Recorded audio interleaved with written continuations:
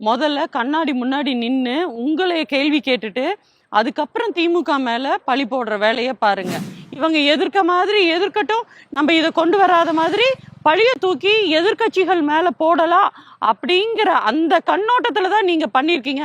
உங்க திருட்டுத்தனம் குட்டு வெளிப்பட்டு போச்சு அப்படின்னு தான் சொல்லணும். உங்கள் சத்யாவின் full moon sale up to 70% தள்ளுபடி. ஏசி விலை 2ஆம் தேதி முதல் 15% வரை உயர்கின்றது. இப்போதே ஏசி வாங்கி பணத்தை சேமியுங்கள். டயா பூஸ்டர் சுகரை கண்ட்ரோல் பண்ணும், உங்க ஆரோக்கியத்தை மீட்டு தரும். சர்க்கரையை கட்டுப்படுத்துறதுக்கான எளிமையான வழிமுறை, இயற்கையான வழிமுறை. அனைத்து மருந்து கடைகளிலும் கிடைக்கும். அன்புமணி அவர்களே, உங்களுடைய கட்சி நிர்வாகத்திலையும் உங்களுடைய சீட்டு இப்போ ஒதுக்கி இருக்கிறதுலையும் 50% நீங்க பெண்களுக்கு இடஒதுக்கீடு கொடுத்துருக்கீங்களா? முதல்ல கண்ணாடி முன்னாடி நின்று உங்களைய கேள்வி கேட்டுட்டு அதுக்கப்புறம் திமுக மேல பழி போடுற வேலையை பாருங்க. உதாரணத்துக்கு நேற்று யூபியில் முன்னாள் அமைச்சருடைய பையன் ஆரியமான் அப்படிங்கிற பையன் பார்த்தீங்க அப்படின்னா பாலியல் வன்புணர்வு ஒரு தாய்க்கு முன்னாடியே ஒரு பெண்ணுக்கு செஞ்சுருக்காங்க. இதுக்கு எஃப்ஐஆர் போட்டு 1 மணி நேரத்தில் அந்த பசங்களுக்கு பெயில் கொடுத்துருக்காங்க. இப்படி இருக்கக்கூடிய இரட்டை இன்ஜின்னு சொல்லி மாத்தட்டி கொள்ளக்கூடிய இந்த டப்பா இன்ஜின் என்ன பண்ணுறாங்க அப்படின்னா, தொடர்ந்து திமுக மீது திருப்புவதற்காக இது நம்ம உற்று நோக்க வேண்டியது என்னன்னு பார்த்தீங்கன்னா, செப்டம்பர் 21ஆம் தேதி 2023 அன்று பார்த்தீங்கன்னா அந்த ஆண்டே அமித்ஷா அவர்கள் ட்வீட் போட்டிருக்காங்க, விமன்ஸ் ரிசர்வேஷன் பில் நாங்கள் பார்லிமெண்ட்டில் கொண்டு வர போகிறோம் அப்படின்ட்டு. 2 வருஷம் எதுக்காக நீங்கள் காத்துக்கிட்டு இருந்தீங்க? காத்துக்கிட்டு இருந்தது பத்தாது அப்படின்ட்டு இப்போ 2011 சென்சஸை வச்சு நீங்கள் இம்ப்ளிமெண்ட் பண்ணணும், இந்த அன்ஃபேர் டீலிமிட்டேஷனை கொண்டு வரணும் அப்படின்னு.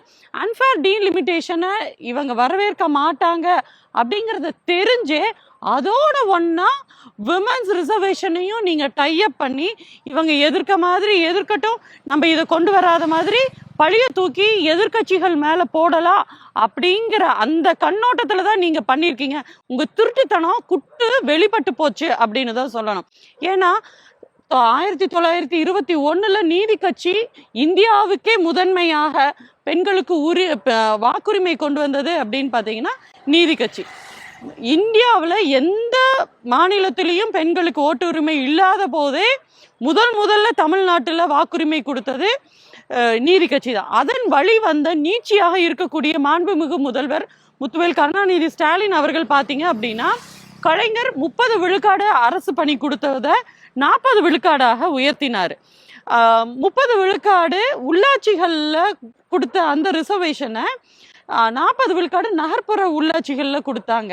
மேயர் 21 மேயர் தமிழ்நாட்டில் 2022 இருக்கும் பொழுது 11 கிட்டத்தட்ட 50 விழுக்காடுக்கு மேலாக பெண் மேயர்கள் கொடுத்தாங்க வாய்ப்பு.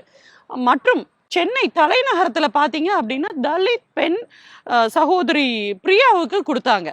அதில் முக்கியமாக பார்த்தீங்கன்னா சென்னையில் இருக்கக்கூடிய 200 கவுன்சிலர்களில் 102 அபோவ் 50% வந்து பெண்கள் தான் கவுன்சிலர் சீட்டு கொடுத்துருக்காங்க. ஈவன் ஈரோட்லையும் பார்த்தீங்கன்னா 50-50 பெண் கவுன்சிலர்கள் தொடர்ந்து இருந்துகிட்டு இருக்காங்க.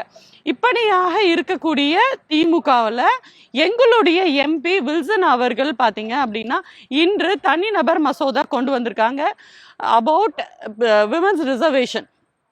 விமன்ஸ் ரிசர்வேஷனுக்கு என்னைக்குமே நாங்கள் திமுக தடையே கிடையாது.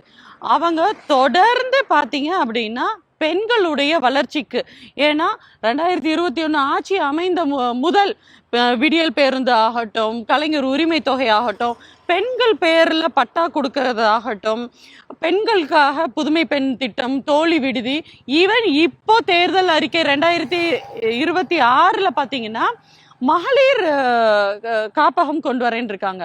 மகளிர் எல்லாரும் பார்த்தீங்கன்னா வேலைக்கு நிறுவனங்களுக்கு வேலைக்கு போகக்கூடிய சின்ன சின்ன கிராமங்களாக இருந்தாலும் அந்த நிறுவனங்கள் இருக்கக்கூடிய அந்த பகுதிகளில் குழந்தைகள் காப்பகம் கொண்டு வராங்க. எதுக்கு குழந்தைகள் காப்பகம்னா, குழந்தைங்க ஓட்டு போடவா போகிறாங்க?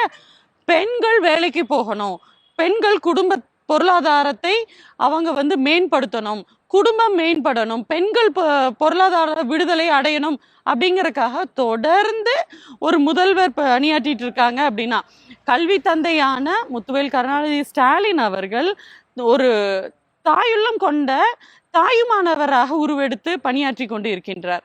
ஆனால் தொடர்ந்து அமித்ஷா மற்றும் அவர்களோட கூட்டணியில் இருக்கக்கூடிய அன்புமணி இவங்கெல்லாம் பார்த்தீங்க அப்படின்னா திமுக மீது பழி போடுவதற்காகவே 2011 இருக்கக்கூடிய மக்கள் தொகை எண்ணிக்கை அடிப்படையில் 850 எம்பிஸ் சீட்டை கொண்டு வரணும்னு நினைக்கிறாங்க. ஏன் எங்களுடைய கடைசியும் முதல் கேள்வியும் என்ன அப்படின்னா, இப்போ இருக்கக்கூடிய 543 எம்பியில் நீங்கள் ஏன் பெண்களுக்கு ரிசர்வேஷன் கொடுக்கக்கூடாது? எங்க திமுக என்றும் இந்த அடிப்படையில் நீங்கள் ஃபோர்ஜரிலாம் பண்ணாதீங்க. இப்போ 2026 மக்கள் தொகை அடிப்படையில் நீங்கள் எம்பி சீட்டை அதிகம் பண்ணுறீங்கன்னா பரவாயில்ல, நீங்கள் பண்ணுறதே ஃபோர்ஜரி. அந்த ஃபோர்ஜரியை 2011 மக்கள் தொகையை வச்சு பண்ணலாம்னு நீங்கள் திட்டம் போடுறீங்க. நாங்கள் கேட்குறது இப்போ இருக்க மக்கள் தொகையை எடுங்க, அதன் அடிப்படையில் நீங்கள் கொடுக்குறீங்க அப்படின்னா நியாயம். அதெல்லாம் கேள்வி கேட்டோம்னா நீங்கள் அர்த்த ராத்திரியில் திடீர்னு ஒரு அறிக்கை கொடுப்பீங்க, நாங்கள் இந்த மாதிரி தொகுதி மறுவரையறையை நாங்கள் செய்ய போகிறோம் அப்படின்ட்டு திடீர்னு எப்படி டிமானிட்டைசேஷனை கொண்டு வந்தீங்களோ அதே மாதிரி இந்த டீலிமிட்டேஷனையும் கொண்டு வரக்கூடிய இந்த பாஜக ஏமாற்று வேலைகளை தான் தொடர்ந்து பண்ணிட்டு இருக்கு அப்படிங்கிறத நாங்கள் தெரிவிச்சுக்கிறோம். நன்றி.